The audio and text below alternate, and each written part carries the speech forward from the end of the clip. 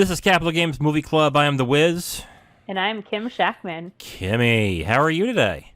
Hey, I am doing pretty great, knowing that I'm going to be on vacation next week. Yeah. According to Kim, she's going to this imaginary place called, let me get the typing here, Aruba? Honestly, I think she just wants a week off from this, so I'm going to give it to her. I'm going to give it to her. Because I know I'm a tough person to deal with at times. People need breaks from me. I know that about me. That is not why. It's perfectly fine, Kim. You can tell me, but it's cool. You go to Aruba, sure. Okay, Aruba. Have fun.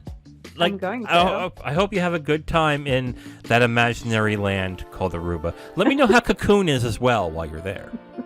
What is Cocoon? Moving on. Okay, so I'll tell you later. We are discussing we're having a theme with baseball movies for the next couple of weeks, and we are going to discuss the 2014 film $1 Million Arm, directed by Craig Gillespie and starring Jon Hamm, Alan Arkin, and Lake Bell. Kim, how many times did you have to wipe off your brow while watching this movie? Oh, God. Yeah. God. I had to have the fan on me the entire time. Oh, God. I had to take a shower when it was over. Honestly, if I wasn't so straight, I would. God. He is just the sexiest man on the planet. My Lord, it's not fair. It's just not fair. How can I compete with that? You can't. I'm sorry. Exactly. You really can't I can't. God. No man can. God damn it. It's not fair. Anyway. So there's a lot of things to discuss with $1 Million Arm to a certain extent. We could talk about the story in itself. We could talk about the star Jon Hamm. I'm going to be honest here. Jon Hamm, in regards to film roles, has not been hot. He's done some good supporting work. He was in The Town. He was also in Top Gun Maverick. He also was in Baby Driver. I wasn't a fan of Baby Driver, but he was also in Baby Driver. I haven't seen that yet. I don't know if I want to. Some people do like the movie. Quite a bit, actually. But actually, you know what? I think I started watching that and I shut it off. You're probably better off. But, yeah. But, of course, if you know Jon Hamm, you know him from the hit TV series. Probably one of the best TV series of all time, Mad Men. Yes. Oh, I love it. Mad Men is my number 2 favorite series of all time. Oh, what's your number 1? The Wire. Oh. With a bullet. Like, what you can't even... There is The Wire and there is everything else. I don't think I've ever seen The Wire. The Wire is okay. It's a little tough to watch now because I think the first season was done in terrestrial 4x3, and then the rest was done in film. But they also do a lot of different things that other TV shows don't do.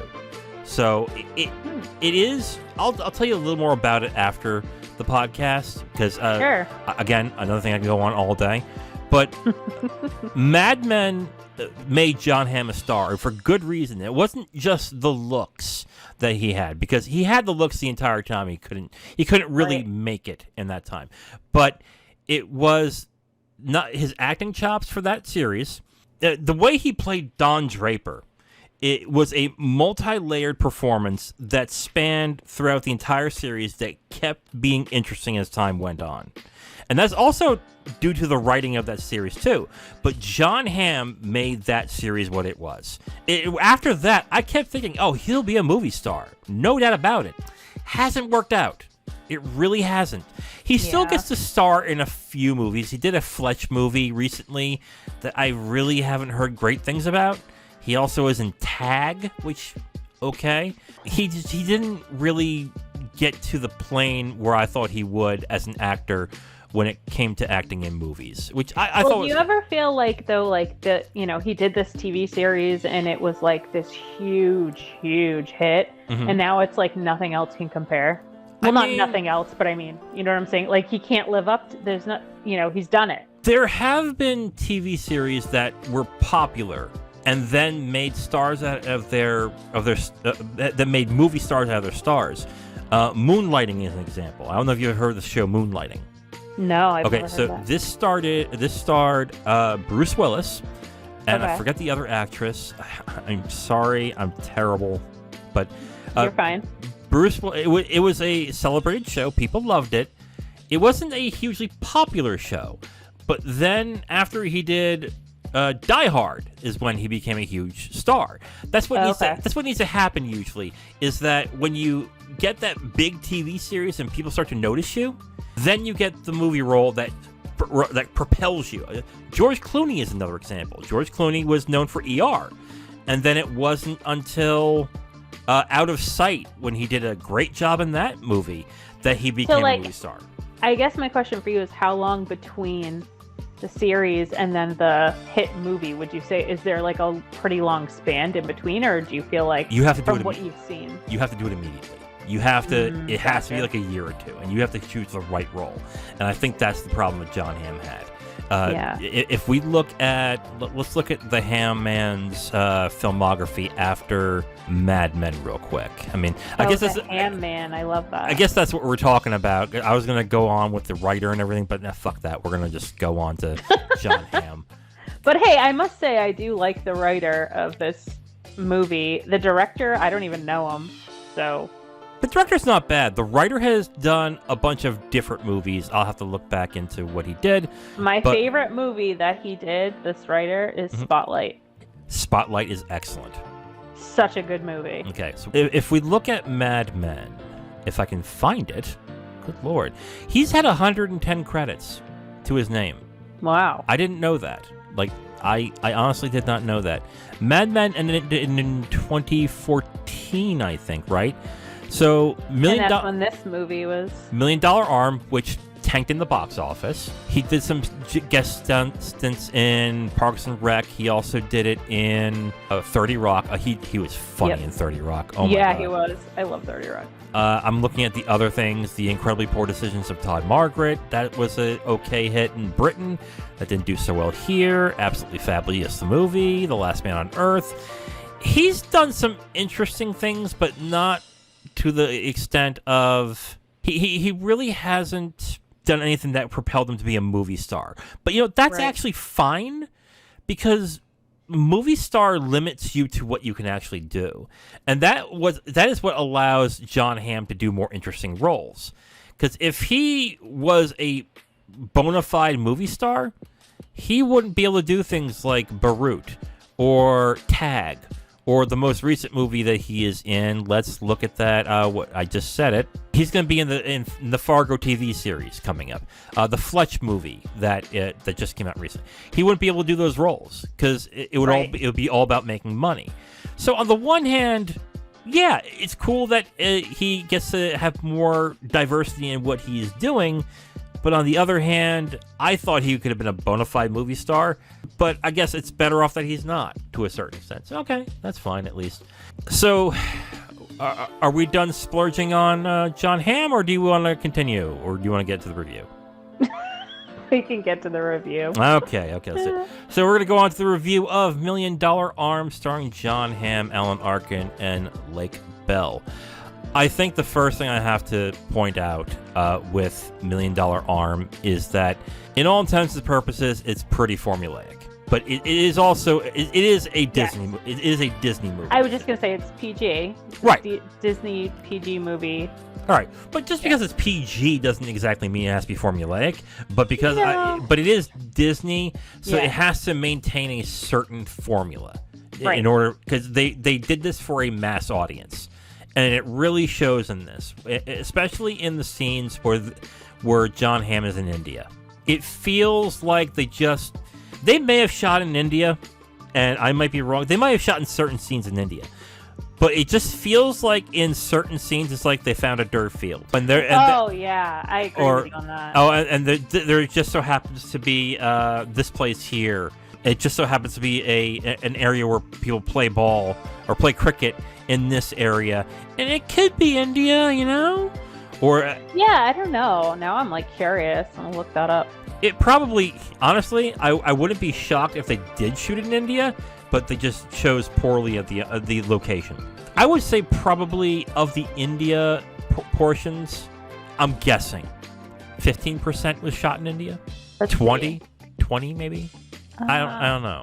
I'm trying to look it up. Don't look it up. I mean, we're gonna slow down. Why are you doing that? Why are you trying to correct me during this? God. I want to see. Okay, go ahead and see. Go ahead and see. You're already doing it. Good Lord. Filming locations. Oh, I don't doubt that some of it was filmed. I'm just asking the percentage of what was filmed. I don't think they're going to actually tell you. IMDb, yeah, it doesn't tell me. IMDb will tell you the locations of which it was shot. That's not a problem. Yeah, like India does show up on IMDb. Yeah, but it doesn't tell you where. Yeah, like it just says India. Like literally, it just says, hey. Yeah. Oh yeah, if you go to Google, oh, India. Okay, where in India? Great, thanks. But India's huge. Yeah, exactly. But yeah, like I wouldn't be surprised if like the town scenes in this are shot in India. I can believe that. That's what I was thinking, yeah. And then the dirt fields, like the villagey scenes. Yeah, like the village scenes, I would say are more than likely in India. Is villagey a word? I just made that up. Sure. let's go nuts. Let's butcher the English language. Let's just make up some shit. Why not? But yeah, like I honestly, the scene that they had with the Taj Mahal, I wouldn't be shocked if that was CGI'd. Like shocked. Yeah, that was like a really cheesy looking shot, I feel like. Yeah. I want to say that it's formulaic because if you're really looking for something different in these baseball movies that are heartwarming and all that, you're not getting that. Feel-good movie. Yes, you're not getting that. It is a boilerplate, formulaic type of movie like that. It is just what it is. You know what movie I think of when I think of formulaic and baseball is Rookie of the Year. Especially for kids movies, absolutely. Yes, absolutely. There's a movie that baseball wise, when it came to kids movies, I think was actually really good. Well, for its time and for my age at the time, that I thought was actually pretty good. That not a lot of people talk about was Little Big League. And oh yeah, I forgot about that one. Yeah, Rookie of the Year was fine the first time I watched it, but then I guess I've always been this way. After a certain point, I started watching this, going, yeah, that's a little ridiculous, or like when you're a kid, you think it's wicked funny, and then you watch it now, it's like, meh. Have we all said funky butt loving at some point in time? Yeah. Oh God. But it is but $1 Million Arm is formulaic. It is by the numbers. You can tell what's going to happen if you've seen enough of these by point in time. But the thing is, Kim, sports movies are, aside from, I would say, action movies, are like the #1 comfort food movies for a lot of people. I can see that. And I would say that if that is your thing, if you like sports movies, and it is your comfort food, I don't see you going wrong with $1 Million Arm. No, not at all. I felt like it was such a feel-good movie. Like, I was like, oh, this is really nice. Like, yeah, this is a nice movie. Like, that's just like kind of how I thought of it. Right. It doesn't go too deep on certain things that it could. Right. But it doesn't, how do I put this? It is family-friendly, so it won't go too deep on certain things. It insinuates certain things, but enough to where if a kid's watching, it'll go right over their head. But yeah, it is formulaic, and it is a movie that is designed for as massive as an audience as possible. But the thing is, movies like that aren't necessarily bad. They're just not interesting. Especially for someone like me, who's seen as many films as I have. Honestly, like, sports movies aren't my thing, but even I could say this is this is a good movie. I did enjoy it. I did enjoy watching it, even though I really wanted more to be said about the story, because the story itself is interesting. Do you want to go into what the story is? I mean, it's a true story. Yes. It's a true story. Yeah. It is very true. And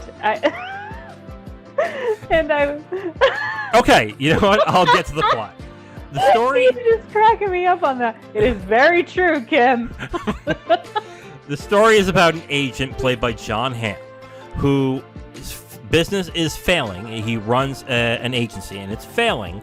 And his last-ditch effort is a plan to go to India and recruit people who play cricket in order to recruit them to play baseball and do pitching in baseball. That's where the story starts in this. If you've read about the story a little bit, you probably know what happens. But we'll get to that in spoilers, I would say. So we'll get into when that time comes. So let's get into performances really quick here.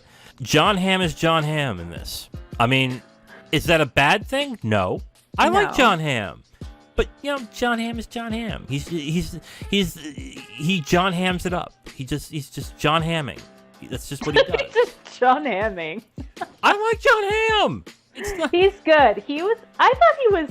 I thought his performance was decent in it. I mean, it definitely, obviously wasn't Mad Men, but again, it's the type of film that it is, right? Like, it's the writing. It's like you said. It's like sure. But but there are movies that are this formulaic that do give out standout performances that are leagues above what people were expecting. One movie would be Primal Fear, for example. That it was a basic courtroom drama with a fantastic performance by Edward Norton. That is possible. That an actor can overshoot the material that he has. But yeah, Jon Hamm was just Jon Hamm, and that's fine. He was charming. He was handsome, and he played a really good, like, douchey agent in the beginning. He did in Mad Men, which is fine. Right. That's like his thing. Yeah, and again, and as the movie goes forward, he gets into his charm, and he has that smile, and he doesn't really shave, but he kind of does, and it's kind of handsome in that weird way, you know, that I can't really pull off for some stupid reason, but whatever, because I'm not fucking Jon Hamm, you know. God. Oh, I love him. Yeah, don't we all? But yeah, Jon Hamm was good in this. Alan Arkin had a good performance in this. I mean, he was funny. He was just funny in this. Yeah, he was. Yeah, he played like the humor, right? Like, yeah, he was the curmudgeon for about 30 to 45 minutes. He was good. Yep. Yeah. And I actually liked Lake Bell in this. I liked her in this a lot. Yeah. I thought she was really good. You know what, though? I get really annoyed when you tell me that, oh, this woman right here is not the hot woman. When I'm looking at her and go, she's hot. Like, what? I think she is. I think she's... I don't know about hot. She's really pretty. Yeah, no, I agree. But you know that when they do these types of roles, like, he's the womanizing guy who only goes for models. And she's like the girl next door that, like, you know. Yeah. Where she's like studying to be a doctor. I know, but then I look at her and go, she's a good-looking doctor. Hello. Damn right. Like if I had to go to the doctor and I was like, oh God, hi. Yeah. It's like, yeah. Hello. Yeah. What am I here for? Okay. And obviously, like, it's her character and her personality, like, that makes her hot, right? Like, yeah. That and her looks, but yeah, definitely. Yeah. I just get annoyed by that trope a lot, and I get annoyed by it more and more now, because every time I'm like, oh, and this is the hot one, and this is the, you know, right? Like, no, she's hot too. Like, what are we doing here? Yeah, like, I get what you're saying. Yeah, I get it. Okay, but I think the best performance of the movie was Lake Bell, and I think she was the most charismatic in this. I agree. Okay. I agree. So I liked her a lot in this as well. Okay, I mean, we're going to have to talk about it now because we can't get the spoilers. The two kids that they get from India, I did not like them very much in this. No? Not really. Here's the thing. I was kind of bored with their performance. Well, okay. To be fair, they're playing... This is like a double fish out of water movie. The first half of the movie is the fish out of water story with Jon Hamm going to India, and the second half is the fish out of water story with these two kids going to America. Right. So there was that interesting kind of dynamic there a little bit that they just did not get into, really. Right. But they were playing those characters pretty straight. Like, they were deer in headlights. I don't know where I'm at. I'm so scared. I don't want to mess anything up. But there was no depth to the performances. Period. Well, I guess that's what I mean. That's how, like, why I was bored, you know? Yeah. And it's not like India doesn't have a breadth of good actors. They do. Right. They have a thriving film industry there. thriving, that they could have easily hired for this movie. And I don't know if they are part of that system, but now, to be fair, either the script hamstrung them to a point where all they can do is just look like they don't know what's going on, or look like they're disappointed, or I don't think they just could carry the movie the way that they could in this. So with those performances, I was like, that could have been a lot better. But since they're not which sadly, they're not the focus of the movie, it's not that big of a deal with their performances, at least. Right. You know who I really liked who was the other little Indian guy? What was his name? Oh shit! Let me find out. You know what I'm talking about? I know you're talking about the one that was obsessed with baseball. The chatty guy. He came he was like the assistant kind of. Amit. Yeah. The actor's name is Peter Bosch. I liked him. He wasn't bad. No, he did a pretty good job. He was I guess the comedic relief in this movie. I guess. Yeah. I guess when Alan Arkin wasn't there, right, he was the comic relief.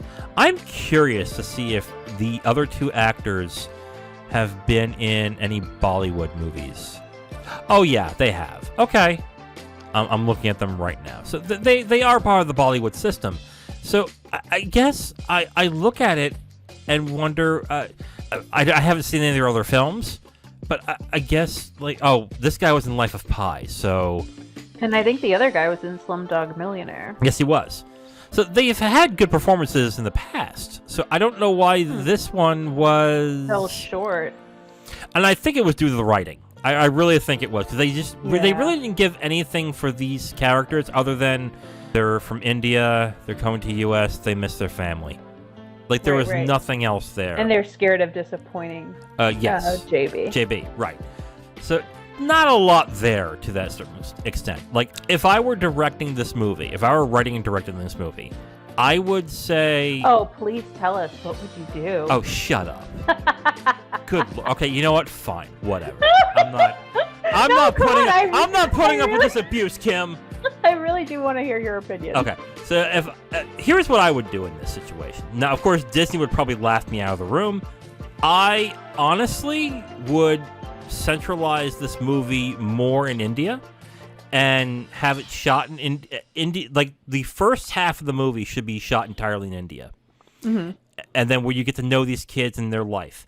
And then the $1 Million Arm thing starts happening. And at that point, you get to know the hustle and bustle about it, and you're introduced these two characters. Okay, and you get to know their upbringing, what they go through, their stuff like that, which the movie just glazes on. It barely touches upon it. And then when they win the $1 Million Arm thing, and they go to U.S., then at that point you bring in Jon Hamm, and you bring in the agent and everything, and you go into that fish and water experience, but keep it centralized on those characters.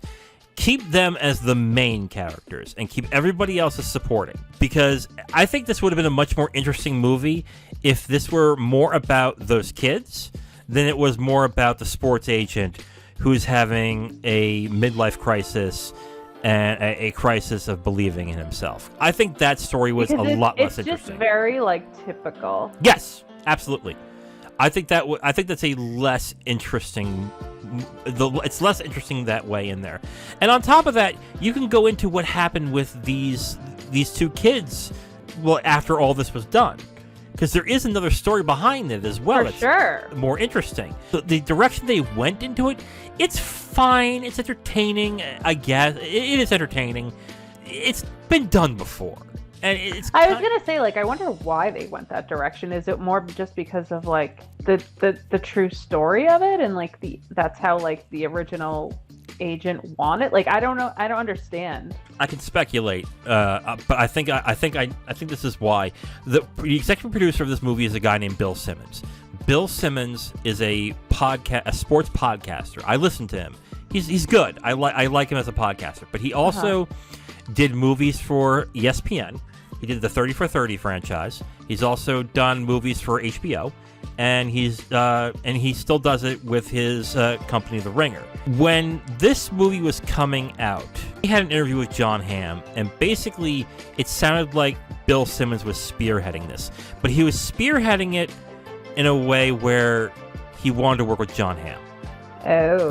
He wanted to strike while the iron's hot after Jon Hamm got finished with Mad Men, and he's like, I want this movie to be made. It's an interesting movie, but the only way to get this get this going is if I attach Jon Hamm to it. And if you attach that actor, he has to be the star. Because Mad Men just finished up in 2014, so that makes sense. That's my speculation on that. I think that's why they went that direction. But I think the more interesting story was just kind of glazed over in favor of this morality play that's been done to death and this romance angle. While I do like the actress that is involved in it is also done to death. Just the typical bad boy meets good girl, falls in love, whatever. So I mean, we've gotten to writing, I guess. I mean, directing is just kind of, I mean, it's kind of typical. Like I can't. It's just plain. It's like a pretty much. It's like a plain Jane movie, I guess. Yeah, that's a good way of putting it. Yeah, I guess that's the best way to put it. Really, it's just a plain directed movie, and I'm looking at like his previous work now. Craig Gillespie. I don't know any of it. I looked it up. I don't know. He directed Pam and Tommy, the TV miniseries. Like he does TV and movies. Oh, he did that. Okay. Yeah. He did Pam and Tommy. I've seen that. I thought that was entertaining. He directed Cruella. He directed I, Tonya, which was actually pretty good. Oh, yes. You did mention that to me. Right. I liked that a lot. Yes, that was very good. Yeah, that was well done. I really liked Margot Robbie in that role. I was surprised how much I liked her in that role. And then he also directed Lars and the Real Girl, which is a quirky drama comedy with Ryan Gosling. I haven't seen that, Yeah, but he's done not so bad things, but I kind of wonder what got him to want to do this movie. So I don't know, but guess he needed the paycheck. I don't know. Who knows? I don't know. You want to get into spoilers? Let's do it. All right, let's get into spoilers for $1 Million Arm. If you haven't seen $1 Million Arm and you want to come back, you can do that by pausing and coming back when you're ready. We're going to get into spoilers for $1 Million Arm in 5, 4, 3, 2, 1. I liked the film. Okay. I liked it too. I mean, I thought it was just, again, it was a plain movie, but it was a feel-good movie. It's like what you said. It's everything that Disney delivers, right? Like the typical Disney movie. Sure. Yes. That's about the best you can say about it, I guess, at that point. I was really disappointed. I think the more interesting story is the kids. It is what they go through. Oh, for sure. And you learn next to nothing about it. Right. So, and I know if you make it about... Also, like, after, like, when the movie ends, what happened to him? Do you not know? I know, because I read up on it after the fact. Okay, good. We'll get into that. Yeah. But that, I think, what happens to them after is much more interesting than... Right. Really. So, but we'll get into it. At no point did I feel, except for, like, when Jon Hamm's character or JB is in India, did I ever really feel like he was truly in India? Like it... He was acting like it was just another day at work. Well, the first scene, no. Yeah, like the first, when he first gets there. Right. I think this was supposed to be a fish out of water. Like I said, is a fish out of water 2 times in this movie. But it didn't feel like No. Yeah. Of course, there are the stereotypical scenes of, oh, did you try the cuisine? Oh, what is this? Oh, it's this. Ew, that sounds disgusting. Or like, oh, I have to. He's like, oh, my stomach, I have to use the bathroom. Like, yeah, that's what he says in the movie, and I'm just like, okay, like I get it. Like Indian food makes you shit, but like, there's nothing interesting involving him going to India. It was just very to the point. It was basically, oh, I'm in India. Okay, let's find some pictures. Okay, we found them. Okay, yep. We're in LA. Like, okay, really? Cool, guys. He goes into like one kid's house in India and like looks at his bedroom and then leaves. Yeah. Yeah, it was pretty ridiculous.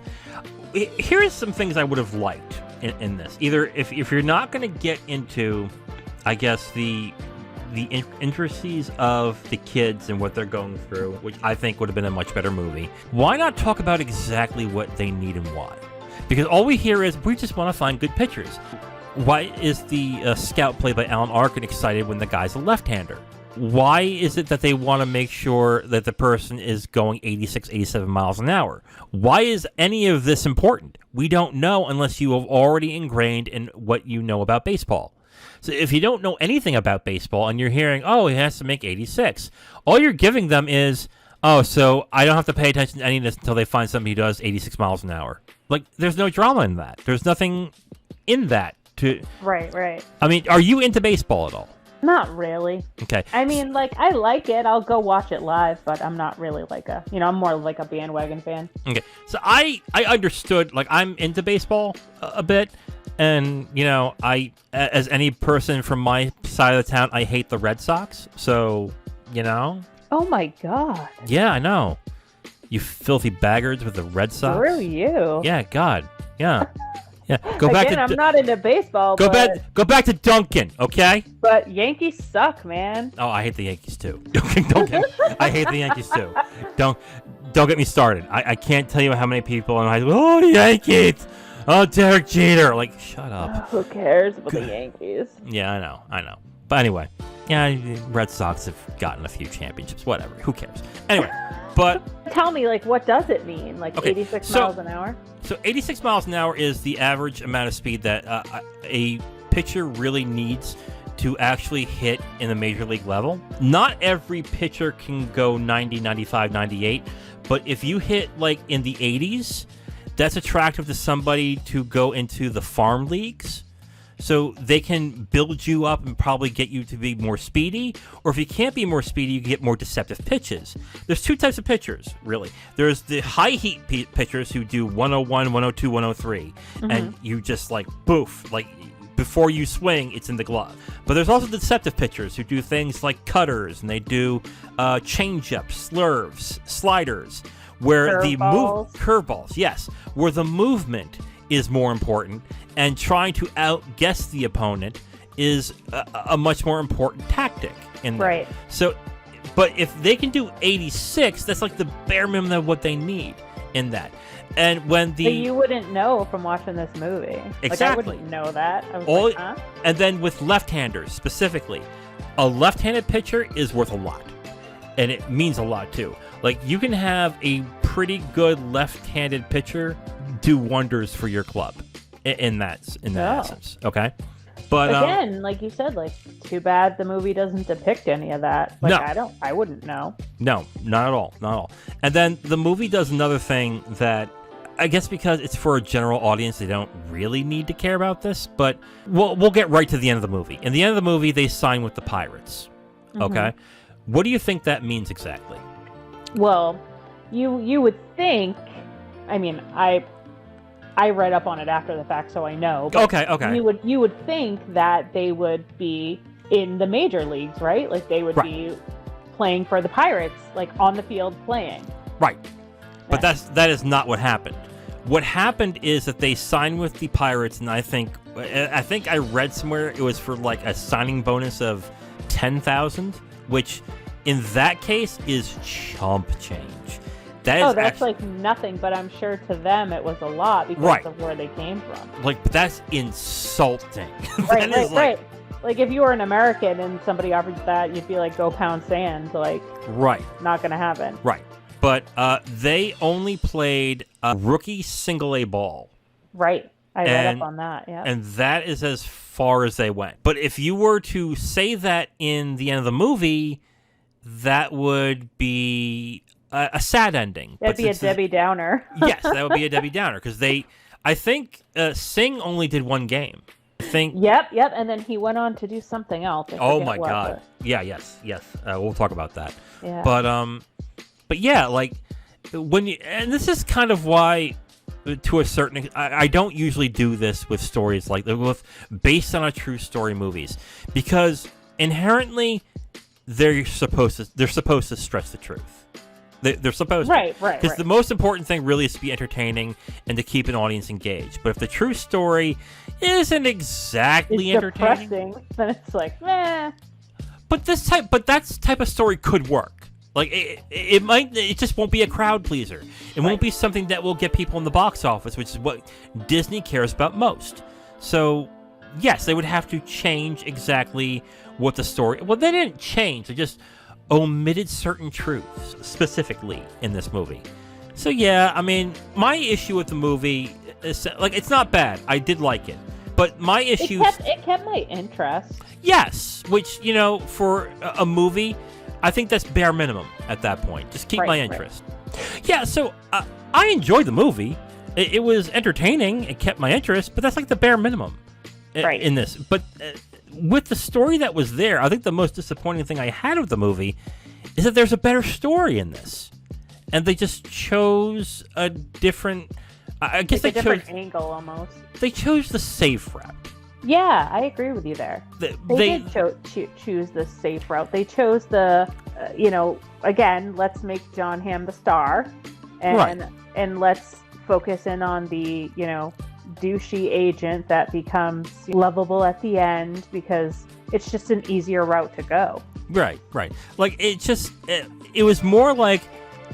It's not, how can we make this a good story, and more, how can we appeal this to the Midwest? How can we appeal this to blue-collar people? How can we get people who only watch 5 movies a year? How can we appeal to those people? That's exactly. That's where it was. And that's fine. That's fine. But it doesn't necessarily make a really compelling movie in the end of that. I was kind of disappointed, but I enjoyed it, but it was fine. I kind of wonder how much of the romance is true. to be fair. What do you mean? I think most of it is, from what I read. You really believe that the kids dressed up in India in that scene to have a date with the two characters? Oh, I don't know about that part, but I mean, like, just the fact that when the agent met the girl and everything like that, like all that part's true. I know that's true. I know he met a girl named that person, and they got married. I get that. I know that's true. I'm saying, so you're talking about like like the moments. Right, the moments, the plot line. I'm wondering how much that's true. I'm gonna say probably none. I'm thinking probably none too. It just seems a little formulaic. And like, she really... randomly has this like Indian outfit, and like when like they go to have like dinner, and she's wearing this like Indian, I don't know what they're called. Like I don't know either, unfortunately. And she's like all dressed up. I'm like, where'd she get that? Like, yeah, and this doesn't really matter. Because, to me at least, because I have gotten used to the fact that when I hear based on a true story, there's a lot of fiction in between. I know that it's a given. Movies. Yes. So I'm fine with that to a certain extent. And it's entertaining. I just think there was a better story in this, and they chose the wrong angle. That's my feeling on it. Do you have more that you want to spoil or want to talk about? I don't think so. Really? I mean, well... Come on. Let's talk about that you didn't get to see Jon Hamm's butt. Let's do it. We have 20 minutes. Let's go. He is so handsome. Oh, I just love him. When it comes to spoilers, it's a true story. I think too, just reading up on it, kind of spoils it enough for you if you read up on the true story before you watch the actual movie. But I mean, after reading like some of the facts online, and again, who knows sometimes what's true online and what's not, right? I think that they did a good job portraying the agent's story. Yeah, I know. Right? Like, I feel like to a T that is how this person was, but again, I don't know if that was the right angle to go. Like you said, there's a deeper story here, but yeah, I think that they kind of focused in on his story, and they told his story well. But it wasn't hard to tell his story because it's typical. I mean, let's be fair here. Jerry Maguire still exists. So. Oh, I love Jerry Maguire. So did I. It's one of the first R-rated movies I saw in theaters. But so good. The agent angle was like, okay, fine, but it's like, it's not the interesting part of the story. It's the kid. No, I know, but what I'm saying is if like somebody was watching it for that story, like it was fine. Like it was well done from like the I mean, I don't want to say well done. It was okay, like telling the agent's story. That's what happened to him, right? Like that is the true story of what happened to that agent. Right. But again, it's like, well, what about the kids' stories? So right. It was fine, I guess. I was just surprised that it was like a true story. He really was losing his business. Yes. He really did go over there and like literally put up like a contest. Yep. No, Like, definitely. I was like, what? And the fun fact is they say like I don't know if it's still now, but after the movie, he was still doing that contest. He might have stopped during the pandemic, but I wouldn't be surprised Right. if he's continuing. But yeah, that wouldn't surprise me. Like I was like, oh wow, like he's still like recruiting these kids, and like I just thought it was interesting. Yeah. The big thing about it is there's a huge potential market there that the MLB has not used. So. And I did kind of like how they depicted that though, because I didn't know that about baseball and like the Indian market. And you know, like I thought it was interesting when he was talking to the what was the guy's name that owned like the whole franchise, I guess, and he was like backing him. He was an Asian fellow. Let me find the Yeah. Well, I liked when JB, Jon Hamm, was talking to him and saying, you know, hey, like this is a whole market we could tap into. Like, you know, they're going to come to see these Indian boys play and they have to buy t-shirts and buy hats, and like the Indian culture like hasn't been exposed to baseball and this and that. And it's like, I didn't really think of that until I watched this movie. Right. So I thought that part was kind of interesting. Yeah. The business owner's name was Chang. That's his name? Chang? Yeah. It had the IMDb credit is Chang. Okay. So don't shoot the messenger. I guess the only other thing I want to talk about is what happened to Rinku. I don't know what happened to Dinesh in this. Again, they played for like a season, and then I think Dinesh became a business owner, or I'm not sure. Oh yeah, I forget too, but I think he only played like one game or something. Right. But I know the one guy, Rinku. His is interesting. He continued to be an athlete, but in a way that might surprise some people. Rinku Singh, after he got into baseball, he stopped. He tried again for baseball, and I think he got another season, but it didn't last very long. He then trained and bulked up and became a wrestler in the WWE under the name Veer Mahan. Okay, he is under the NXT program. He became a professional wrestler, which, again, I was like, that's interesting. It's like, that's really interesting. I think he became a sidekick to one wrestler called Jinder Mahal. This is when WWE was trying to make a play for India. And again, like, I guess that's kind of what they decided to do in this one. So, Jinder, I know there was a period of time. I know a little bit of wrestling history, but I don't watch wrestling. Don't let me explain it because it's too confusing. WWE was trying to hit the Indian market in a big way. And they started with Jinder Mahal, and I think they were trying to go there with Rinku Singh as Veer Mahan. And I think he's still there to a certain extent, but I'm not entirely sure. But I'm not into NXT. It says that he started in January of 2018. Interesting. And made his non-televised debut in May. Yeah, he could still be there. Huh. He could still be there. But as for Dinesh Patel, there's not much about him, really. He's married, 2 children. Let's see. Of course, yeah. When you're an athlete, chicks love athletes. Just how it is. I think he went back to, after signing with the Pirates, let's see. Yeah, he went back to India. I know that. Yeah, he went back and went back to school, I think. Yes, okay, that is right. I'm just not sure what he does now.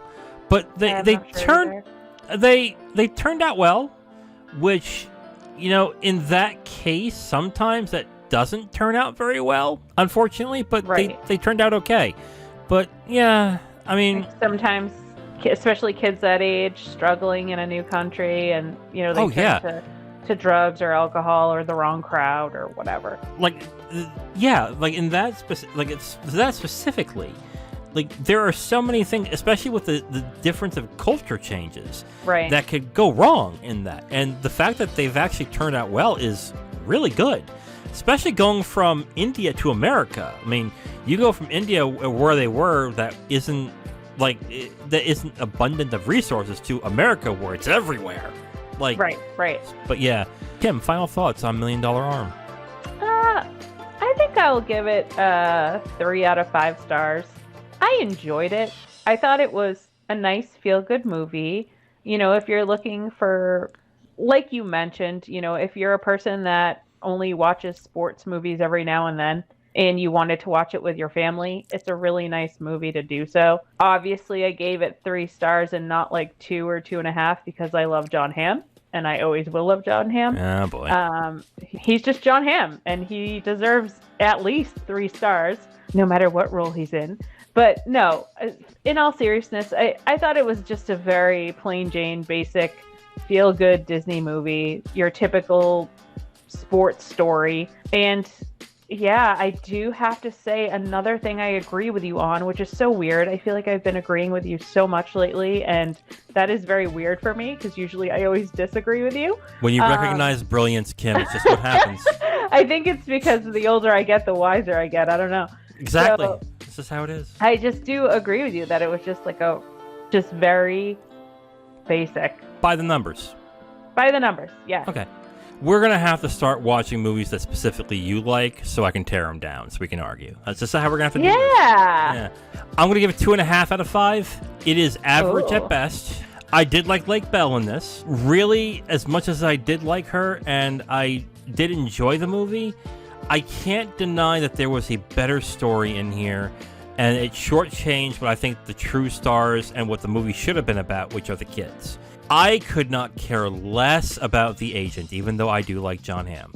And it's a decent performance, but it was a pretty stereotypical type of movie in that aspect, where they had this unique flavor that they could have had in this movie, and that could have been these kids and their story and what they went through, but they went to this other route, which I found much less interesting. 2.5 stars. It's fine. It is entertaining. It keeps you occupied. It keeps you interested. You're not bored. There's some funny parts to it, but other than that, I will probably forget this in a week. Oh, me too. Yeah. Sorry. That's probably what will happen. Yeah, it's not memorable. It's not a memorable not movie at all. Not whatsoever.